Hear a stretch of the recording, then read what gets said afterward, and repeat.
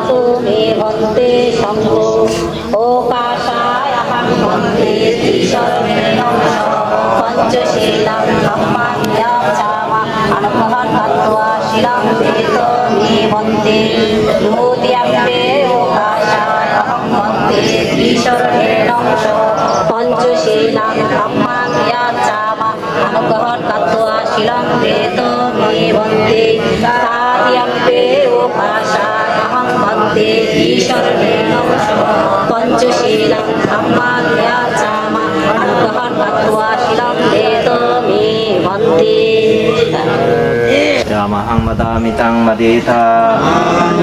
Namo tassa bhagavato arahato samma sambuddhassa.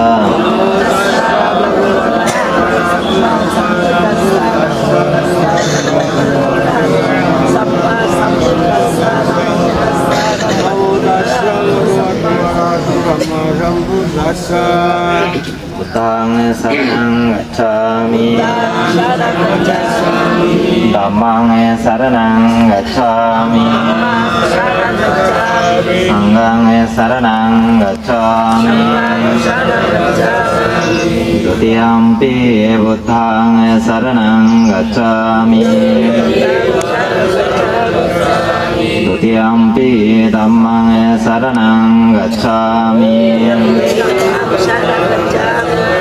Dutiyampi sanghang saranang gacchami. Tatiyampi buddhang saranang gacchami. Tatiyampi dhammang saranang gacchami. Tatiyampi sanghang saranang gacchami.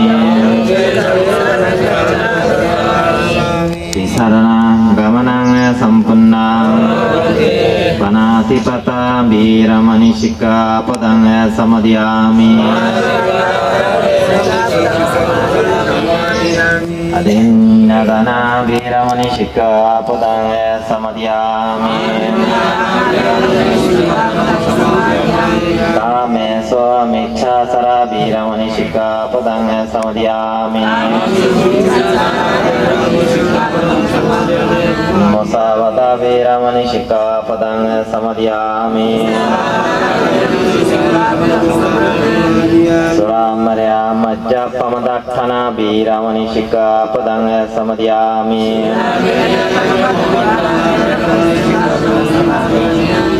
साधु साधु साधु इमं तिसरणा साह पंच शीलं धम्मं साधुकं सुराकितं कत्वा अपमादेन Shillong संपदेत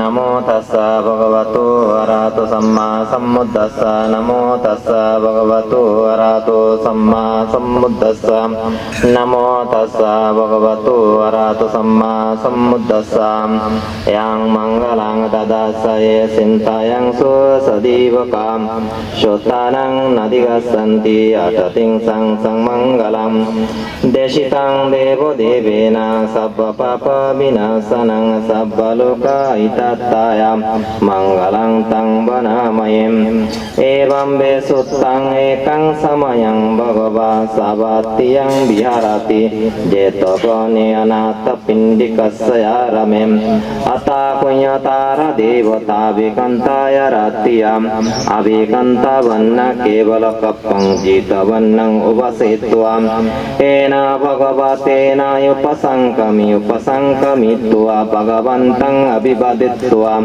ekamantang astasi ekamantang titako sadevata bhagavantang gatayo ajjavashim baho deva manasa samangalani asintiyong akangkamana suttanang brahimangalamutamam ashevena sabalanang panditanam sasevanam pujasa pujaniyanang itang mangalamuttamam patiropadesho vaso sapupesa katapunyatam atta samma panidisa itang mangalamuttamam baho sasang sasipang sa biniyo sa shushikkitum suvasita sahivasa itang mangalamuttamam mata peto yufattanang putto darasa sangaho anakula sakamanta itang mangalamuttamam danansa dhammacariyansa yatakanansa sangaho anavajjani kammani itang mangalamuttamam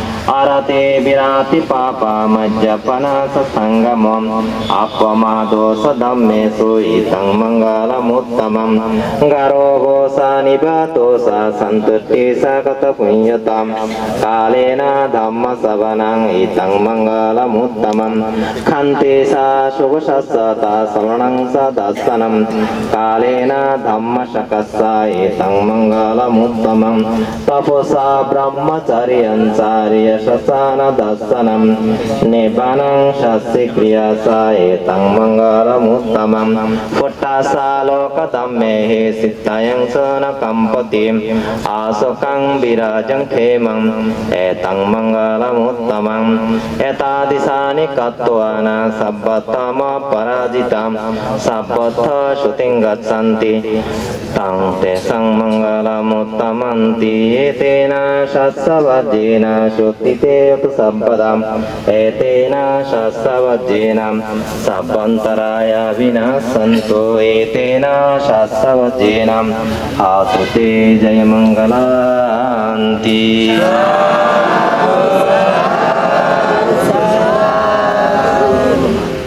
রাতা পেন্ডিক সৃষ্টি কর্তৃক নির্মিত যথাপন মহাবিহারে এই বুদ্ধ ভগবান এই মহামঙ্গল সূত্র দেশনা করেছিলেন। কারণ হচ্ছে উজ্জ্বল বর্ণ বিশিষ্ট এক দেবতার অনুযায়ী। কেন? ওই দেবতা বলেছিলেন বুদ্ধ ভগবান দ্বাদশ বছর পর্যন্ত দেবতাদের মনুষ্যগণ কি কর্ম করিলে মঙ্গল হয়, মানুষ উত্থান হয়, তা কেউ বলিতে পারেন নাই। অনুগ্রহ করে আপনি তাহা দয়া করে বলুন। এটা কে বলেছিল? আবার আনন্দ মহাস্তবী। আনন্দ মহাস্তবী স্মৃতিধর জ্ঞানী পণ্ডিত আছেন। অর্থাৎ বুদ্ধ ভগবান যে অনুষ্ঠানত জান্য পাইত সেই অনুষ্ঠানত আনন্দ মহাস্তবী যাইয়া না, দেশনা দিয়ে না, বুদ্ধের অপূর্ণতে পূর্ণ করে দিত। আনন্দময় আইন ফালি ভাষা কিন্তু ইয়ান বেগিন কই গে ইয়ান সংক্ষিপ্ত করে বাংলা কইনে শেষ কই দিও। আনন্দময় এ বাম্বে সুতাং একাং, অর্থাৎ আয়ুষ্মান আনন্দস্থই বলেছিলেন আমি এই রূপ শ্রবণ করিয়াছি। ভগবান বুদ্ধের সম্মুখে আমি এই রূপ শ্রবণ করিয়াছি। এক সময় ভগবান বুদ্ধ শ্রাবস্তী নগরের সন্নিকটে দেবতা নামক উদ্যানে অনাথ সৃষ্টি করতে মহাবীর বাস করতেছিলেন। তখন রাত্রি শেষে উজ্জ্বল বর্ণ বিশিষ্ট এক দেবতা নিজের এই শরীরের আলোকে সমুদয় চেতবন আলোকিত করিয়া শেষ রাত্রে ভগবানের নিকটে এসে উপস্থিত হইয়াছিলেন এবং ভগবানকে অভিবাদন করিয়া এক পাশে দাঁড়াইয়া বলিলেন অর্থাৎ ওই পালি ভাষা বলিলেন, বহু দেব মনুষ্য মঙ্গল, অর্থাৎ বহু দেবতা ও মনুষ্যগণ বহু চিন্তা করেছেন দাদু কি কর্ম করিলে মঙ্গল, আপনি তাহা দয়া করিয়া বলুন। তো সেদিন বুদ্ধগণ বলেছিলেন অসে বেনাস বানানাং পণ্ডিতানাং সেবানা, অর্থাৎ অসে মানে মূর্খ ব্যক্তি সেবা না করা, পণ্ডিতানাং সেবা না পণ্ডিত ব্যক্তি সেবা করা, জ্ঞানী ব্যক্তির সেবা করা, সুস্থ করা। পণ্ডিত আর মূর্খ কি? যিনি ধর্ম বিষয়ে অজ্ঞ, যিনি ধর্ম বিষয়ে সস্তা না করে অনসস্তা রচিত করে এবং সেই মূর্খ। আর যিনি পণ্ডিতকে যিনি ধর্ম বিষয়ে আলোচনা করে ধর্মের প্রতিপালন করে তথাগত বুদ্ধ দর্শনে সেখানে এই মূর্খ আর পণ্ডিত বলেছে। তার বলেছেন পাতিরূপ দেশ বাস, অর্থাৎ করতে প্রতিরূপ দেশে বাস করা করতে ইয়ান মঙ্গল হতো। প্রতিরূপ দেশ বলতে কি বুঝে না? ওনারা যে দেশের মধ্যে যে জাতি সংখ্যা গরিষ্ঠ এই দেশের হতো প্রতিরূপ দেশ। আচ্ছা, আরো প্রতিরূপ দেশত কি জন্মগ্রহণ করছি না? আরা নগরী কিন্তু অন্য জাতি তো করছে, আবার এই দেশত তো এই জাতি করছে। আচ্ছা, আরা এই দেশত নগরী কিন্তু ভালো কথা, কিন্তু প্রতিরূপ গ্রামত জন্ম করছেন না? প্রতিরূপ গ্রাম নগরণ করছে বহুত নয় আছে। আরা দমদমা করছি দিন রাত মাইকডোল বাজালে কেউ কিছু করতে হইতো না, ফাতলি করছে জলদি করছে, হ্যাঁ আবার কি করছে ইনকাল তো প্রতিরূপ গ্রাম। আচ্ছা, আর যারা প্রতিরূপ গ্রাম মতো না করা সাই প্রতিরূপ পরিবারত করছেন না, সাই কত করতে পারিবেন না? না করা এনে কই লাগি না। তাহলে প্রতিরূপ গ্রাম পরিবার মানে কি? যে পরিবারের মধ্যে সন্তান, পিতা, পুত্র, কন্যা, বৌমা একে অপরের কথা মানি চলে। কথা খেয়াল করছেন? কেউ খেলাই না কিছু নখায়, কেউ মিশা কথা নখায়, সকলে শীল পালন করে এবং কের কথা কেউ অপরের যায় ন কয়। কথা খেয়াল করছেন? অপরের যায় কন আর বৌমাক মূর্তি ন উঠে ইয়ানো কিন্তু প্রতিরূপ নইয়ে, আর আরে টিয়ানো দেয় ইয়ানো কিন্তু প্রতিরূপ পরিবার নয়। তাহলে প্রতিরূপ টিয়া দক বা নদক বোমা যেত উড়ি উড়ক, কিন্তু কের ন বুঝন ধৈর্য সহকারে থাকুন হিয়ানো ইয়ে প্রতিরূপ। তাহলে প্রতিরূপ দেশের কথা বাদও দিলাম, প্রতিরূপ গ্রামের কথা বাদ দিলাম, কিন্তু প্রতিরূপ পরিবার যদি গঠন করতে পারেন তাহলে এত তো সুখ। আতুন কিনলে প্রতিরূপ দেশ লাগে, কিনলে আতুন গ্রাম লাগে, কিনলে আর সমাজ লাগে। তাহলে যে প্রতিরূপ পরিবেশ গঠন করতে হচ্ছে তাহলে সুখ মানুষের মধ্যে। আর বিশেষভাবে তার বিশেষ তার কথা বহু শাস্ত্রাংশা শিক্ষাংশা বিশেষ কথা, বহু শাস্ত্রে জ্ঞান অর্জন করা। বহু শাস্ত্র মানে কি? মানুষে দেখিবেন বহুত রকম কাজ জানে, হস্ত কাজ। ওনারা বহুত জনে হস্ত সাহিত্য কি কাজ করতাম, সামান্য জাঁটা সলার গিরেও দিন না জানা বহুত জনে। এই আনে কেমন দিতে আনি দেবে খুলি যাবি কি বান্ধি হ্যাঁ বানো তো নশিকিলে, হ্যাঁ তাহলে বানিয়ে দিত না জানো ইয়ে শিক্ষা। তারপরে পুলো বানান, সালন বানান, ঘর গৃহস্থ জিনিস বানান, বহু শাস্ত্রের জ্ঞান অর্জন করা। তাহলে এখানে শাস্ত্রের জ্ঞান অর্জন করা, এই কথা শাস্ত্রের জ্ঞান অর্জন করাই ইয়ান একখান জ্ঞান। কথা তো মানুষ আরো দিনে করতে পারে, ওই দিয়ে ইয়া করতে না।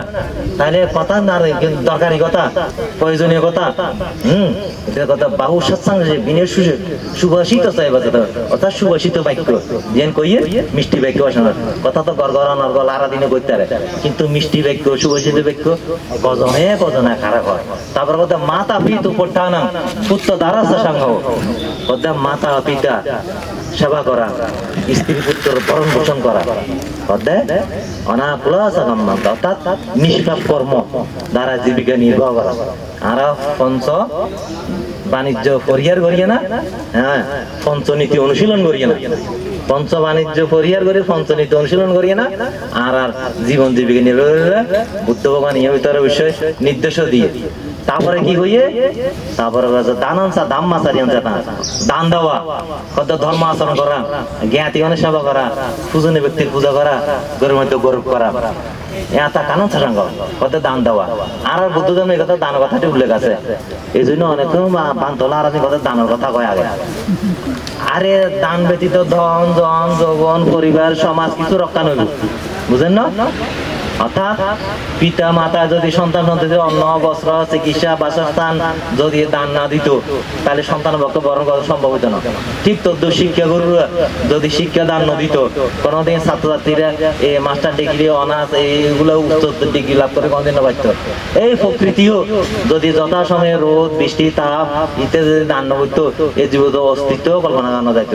তাহলে ঠিক তদ্রুপ আরা ধনী দেশগুলো তুন গরিব দেশগুলো যা কিছু গ্রহণ করে, হ্যাঁ, ইত্যাদি যদি গ্রহণ না করতো নদীত হইতো তাহলে কত কোনো মতে গরিব দেশগুলো বাঁচিয়ে না পারতো। তাহলে দানের প্রথম সত্যখান আসে নয় এলে বুদ্ধবান হলে দানের কথা কইয়ে কথা দান দাম আছে দানের সাথে সাথে জ্ঞাতিগণের আহ্বান করিয়ে না অন্তত ওকে যে দূর একজন দেখিবেন, যে কোনো একটা ছোটখাটো গ্রাম বাড়ির পুণ্যকর্ম হইলেও কয়েকজন জ্ঞাতিরে আহ্বান। তারপরে আরতি বিরতি পাপা মাজ্জাপান আছে, অর্থাৎ মানসিক পাবে আরতি অর্থাৎ মদ্যপান মদ গাঁজা ভাং ইত্যাদি নেশা দ্রব্য মদ্যপান না করা ভগবান বুদ্ধ পঞ্চশীলের মধ্যে ওই নীতিজ্ঞান অবলম্বন করতে পারি। তারপরে গেছে গারভোসা নিবাতোসা সন্তোষ গুরুজনের প্রতি ভক্তি প্রদর্শন অপর সংশোধনের নিকট নম্রতা প্রকাশ। গুরু গারা যারা অন্ধকার থেকে আলোর দিকে আনে দেখাইয়ে, যারা সুশিক্ষা দিয়ে, যারা সৎপথে চলার জন্য সৎপথে দিয়ে ধর্মগুরু শিক্ষাগুরু পিতা মাতা বা বড় ভাই বোন পাড়াপড়শি যারা জ্ঞান তারাই গুরু। তাহলে এই গুরুজনের প্রতি নম্রতা অবসরের নিকট নম্রতা প্রকাশ। তাহলে আমার তো মানুষের কদে সামান্য একটা ডাক দেওয়া দিতে গেলে কদে তোমার খান না তোমার কথা কিনলে নিতাম না, এর ভিতরে অপরশব্দের নিকট সে আর জ্ঞাতীয় নয় আর জাতীয় নয়, কিন্তু অপরশব্দের নিকট প্রকাশ জানত কথা। তারপরে কদে ফুটস্ব লোকদম মেহি চিত্তাংশ কম্পতি, অর্থাৎ লাভ অলাভ যশ অযশ নিন্দা প্রশংসা সুখ এবং দুঃখ এই 8 প্রকার লোকধর্ম দ্বারাই আর ওনারা বে কোনো মানব জীবন প্রতিষ্ঠিত, বুঝছেন না? 8 প্রকার লোকধর্ম কি? লাভ অলাভ যশ অযশ নিন্দা প্রশংসা সুখ এবং দুঃখ। এদের সুখবর হলেও দেখিবেন মন্দ বা অশুভ বড় বেদনাদায়ক হয়। অনেক সময় মানুষের জীবন পরিবার তছনছ হয়ে যায়। হ্যাঁ, সুখের প্রভাব কি? লাভ যশ প্রশংসা সুখ, তার বিরুদ্ধে অযশ নিন্দা দুঃখ আর কেউ বাগিয়ে না যায়। অর্থাৎ এই সাইজ্ঞান যদি আর অনুকূলে থাকে প্রথম সাইজ্ঞান, আর দ্বিতীয় সাইজ্ঞান যদি আর ভিতরে অনুকূল নসায় তো কিন্তু আই যাইবে, তখন মানুষ বাসায় মারাই ফেলায় সংসার পরিবার ব্যয় কিছু তছনছ যে বুদ্ধবান লাভে কি যশ কি সুখে কি অলাভে কি দুঃখ কি আর সকলে পঞ্চনীতি যদি অনুশীলন করি দানশীল ভাবনা অনুশীলন করি তাহলে এটা অষ্টলোকধর্মের অধীন থাকি না আর পরিবারত নিজের সমাজত মঙ্গল খারাক্তার এতে কোনো তপস্যা ব্রহ্মচর্য অর্থাৎ লোক দেশ মহাদি পাপ সকল বিনাশের জন্য তপস্যা করা, ইন্দ্রিয় সংশীল রক্ষা করা, ব্রহ্মচর্য ধর্ম পালন করা, শারীরিক সত্য আয়োজন মার্গ কার্যকর নীতির কারণে অনুশীলন করিয়ে না এই শীল সমাধি প্রজ্ঞা অনুশীলন মানুষের ধর্মাচরণ হতে হবে। এত আদিসানি বর্তমানে সব বর্তম অপরাধিত ভগবান বুদ্ধ এতক্ষণ যে সকল মঙ্গল কর্ম সমূহের কথা কই এই সময় মঙ্গল কর্ম সম্পাদন করিয়া দেবতা মনুষ্যগণ সর্বত্র জয় মঙ্গল লাভ করে থাকেন। ইহাই দেবতা মনুষ্যগণের উত্তম মঙ্গল। তাহলে ভগবান বুদ্ধ এই স্থানত বইয়ে না সেই মঙ্গলসূত্র দেশনা করেছিলেন। ভগবান বুদ্ধ সেই মঙ্গলসূত্র নারালাই মঙ্গলালয় শিল পর্বে আর ভিক্ষু সংঘ পাঠ করেছে, আপনার একাগ্রতা শ্রমণ করেছেন। এই শ্রমণিত পুণ্য রাশি আপনাদের কালতা জ্ঞানকে দান করে দিবেন এবং সে সাথে নিজেদের যাতে শারীরিক অর্থনৈতিক এবং পারিবারিক সুখ শান্তি কামনা হয় পুণ্যকর্ম আছে প্রার্থনা রেখে সমস্যা 3 বার সাধু প্রদান করুন। এবার সংক্ষিপ্ত আকারে সদ্ধর্ম দেশনা করে অনুষ্ঠানের পরিসমাপ্তি ঘটনা করবেন আয়ুষ্মান ধর্মপ্রিয় স্থবির মহোদয়।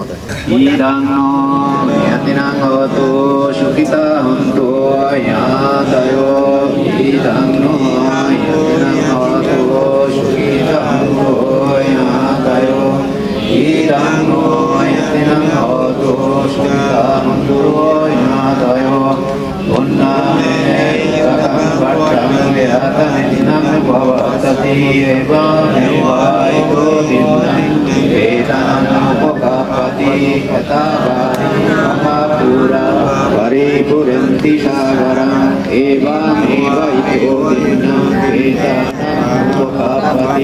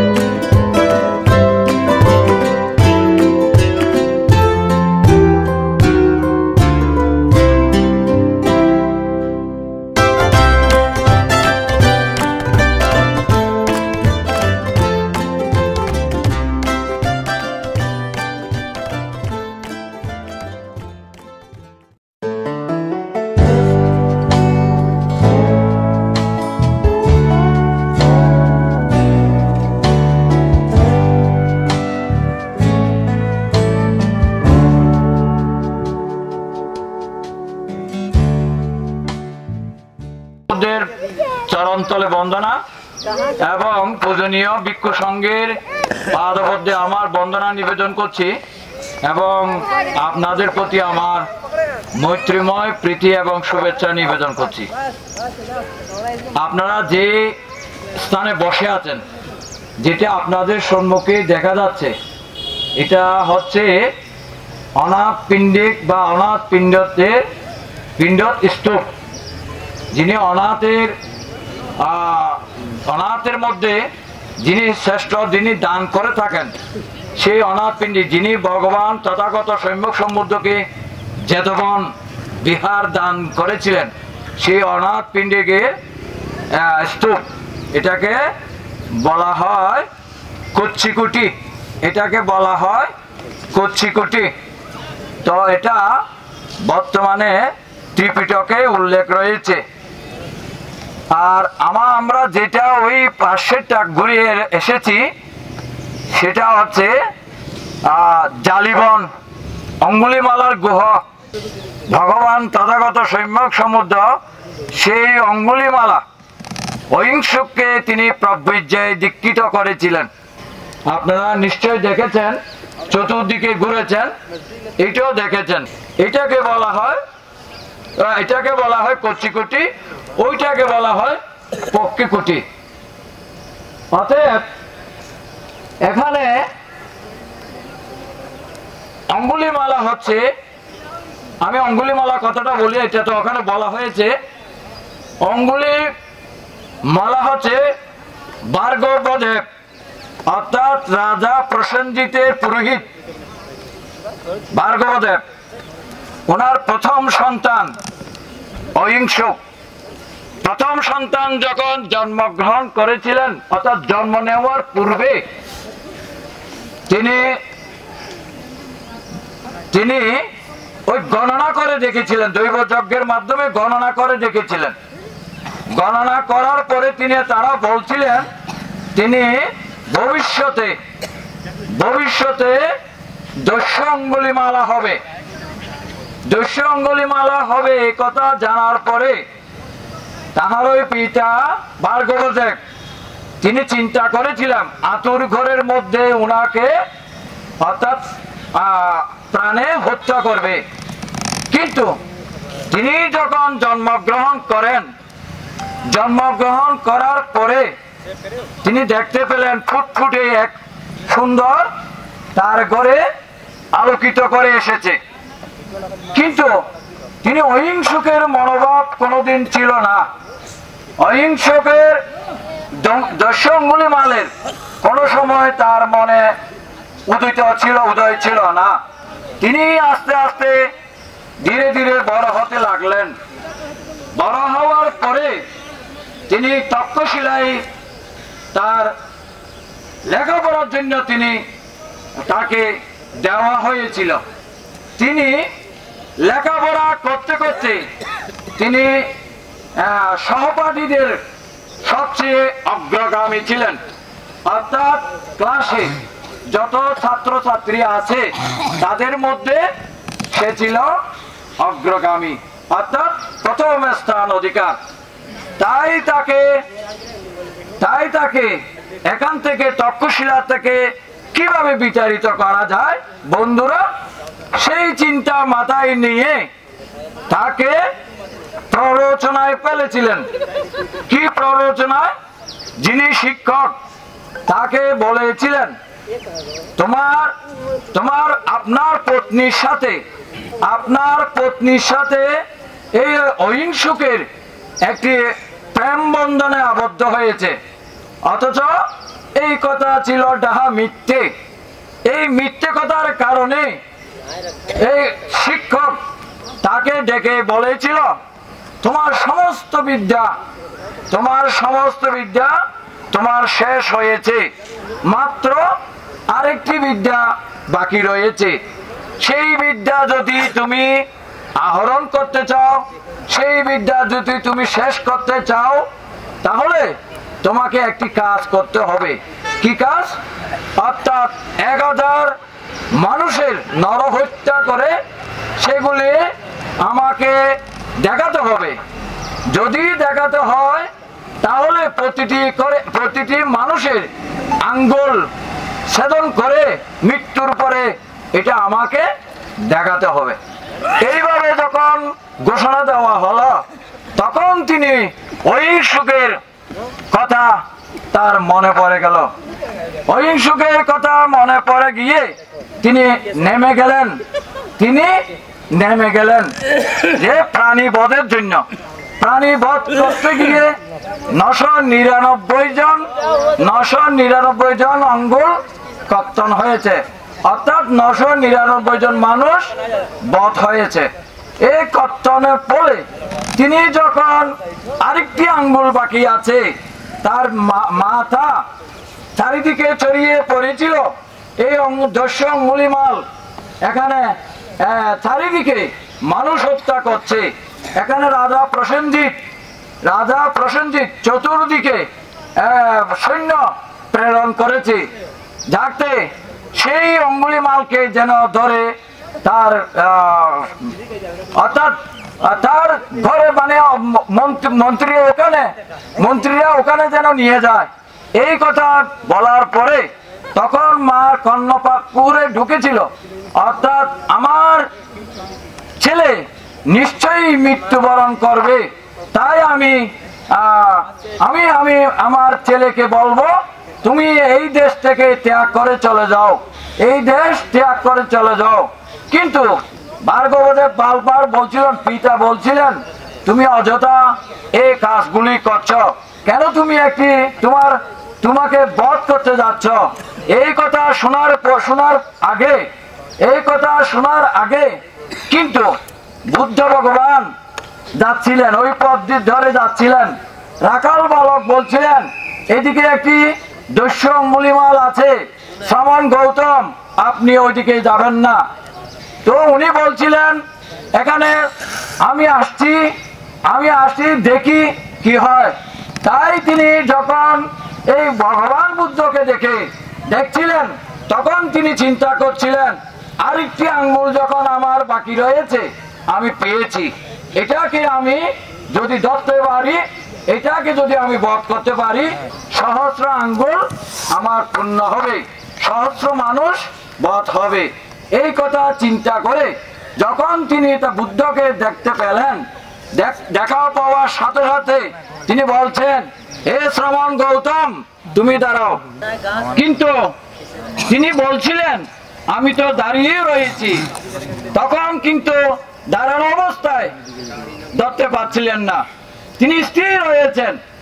স্থির হওয়ার পরে তিনি অহিংসুক বারবার শ্রমণ গৌতমকে বলছিলেন, তিনি যখন আসছিলেন তাকে মৈত্রী দিয়ে তাকে প্রজ্বলিত করেছিলেন।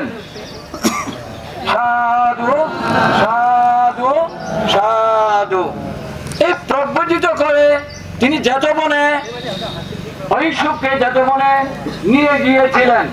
সে যেতবনে নেওয়ার পরে পরের দিন রাজা প্রসেনজিৎ বুদ্ধের কাছে সাক্ষাৎ করতে গিয়েছিলেন।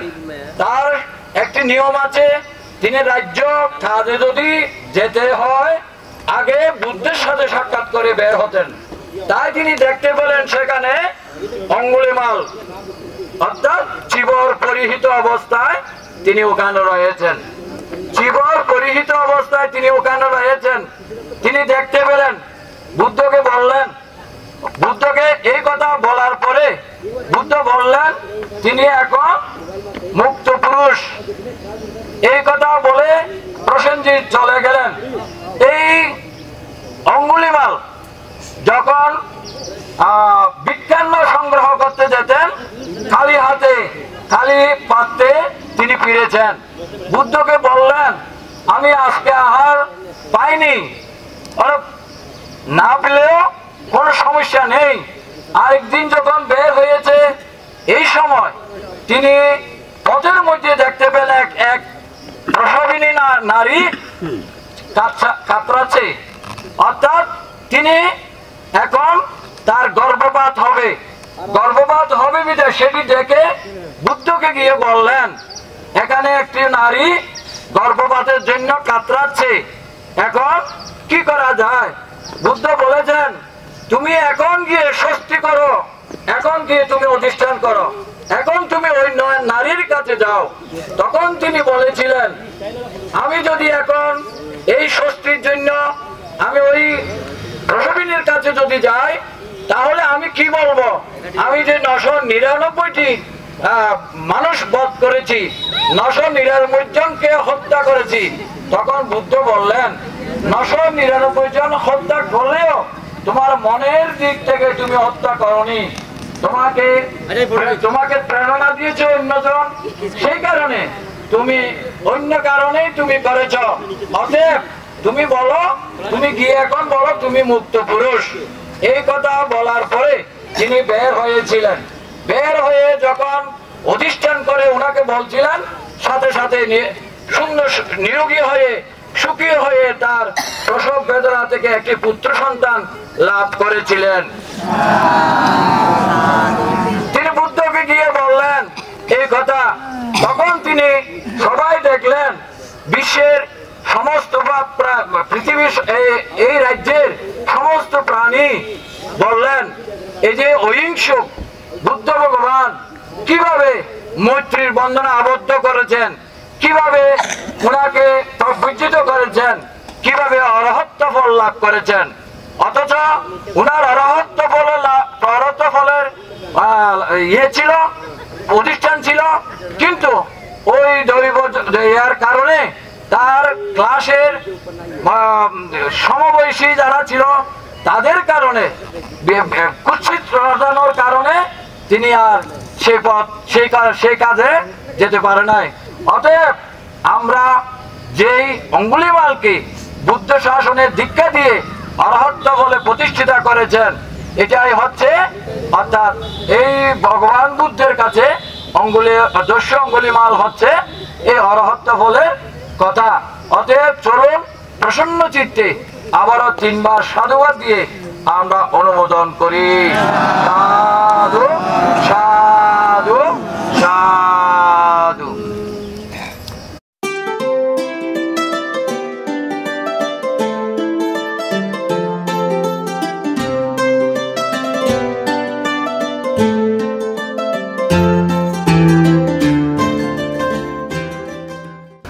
শেষ সম্যক সমুদ্রের পাদচরণে বন্দনা নিবেদন করছি আমাদের পূজনীয় ভিক্ষু সংঘের পাদপদ্মে, এবং আপনারা যারা শিবলী তীর্থতরঙ্গে তীর্থ জ্ঞাতে এসছেন তাদের প্রতি আমার মৈত্রীময় প্রীতি এবং শুভেচ্ছা নিবেদন করছি। আমরা এসেছি এখন বিশাখার পূর্বারাম বিহারে। মেন্ডুক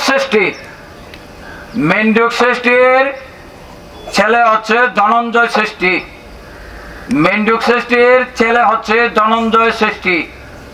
ধনঞ্জয় শ্রেষ্ঠী সুমনা দেবী পত্নী। সুমনা দেবীর গর্ভে পুণ্যশ্লোকা বিশাখার জন্ম। ওনার মেন্ডুক শ্রেষ্ঠীর বাড়ি হচ্ছে বদ্রীনগরে।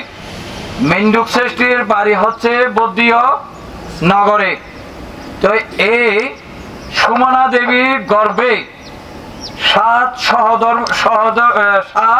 সহোদরা ছিলেন। একজন হচ্ছে ক্ষেমা, উৎপলাবন্যা, পটাচারা, ধম্মধিম্যা, গৌতমী, মায়াদেবী এবং বিশাখা।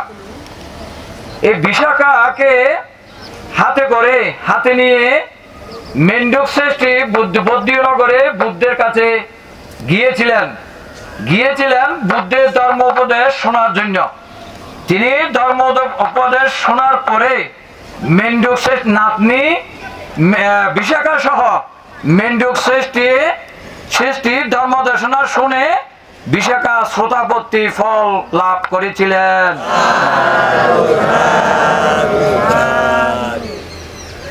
পরবর্তীতে তারা রাজা প্রসেনজিতের অনুরোধে এই শ্রাবস্তিতে এসে বসবাস করছিলেন।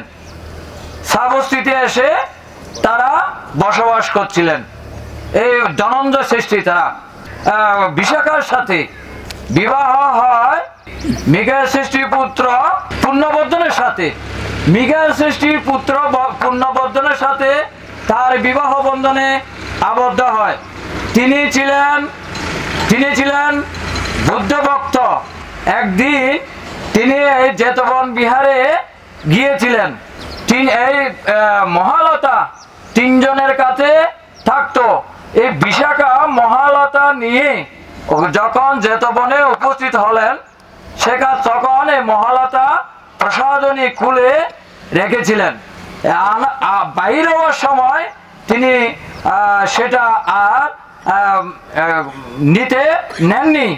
সেজন্য তিনি বাড়িতে গিয়ে দাসীকে বলল, আমার মহালতা আমি জেতবনে রেখে এসেছি, যদি কোনো ভিক্ষু সংঘ সেটি স্পর্শ করে তাহলে সেটি আর তুমি গ্রহণ করবে না। যদি কোনো ভিক্ষু সংঘ সেটি স্পর্শ না করে তাহলে তুমি মহালতা তুমি নিয়ে আসবে। তখন তিনি এই দাসী গিয়ে যখন এই জেতবনে গিয়েছিলেন, তখন সেটা আনন্দস্থবির ওই মহালতাকে একটি থাকের মধ্যে রেখে দিয়েছিলেন। তখন তিনি এই বিশাখা বলছিলেন, এই মহালতা যখন এখানে বুদ্ধের অর্থাৎ শিষ্যের স্পর্শ হয়েছে, আমি এটা আর আনবো না। তখন তিনি বললেন এটা নিলামে বিক্রিত হবে। ক্রয় করার মতন কেউ ছিল না বিদায় বিশাখা নিজে নিজে বললেন এটা আমি ক্রয় করব। তো এই মহালতাটা বিশাখা নিজে ক্রয় করেছিলেন। ক্রয় করার কারণে এই অর্থ দিয়ে এই বিশাখার পূর্বারাম বিহার নির্মাণ করেছিলেন।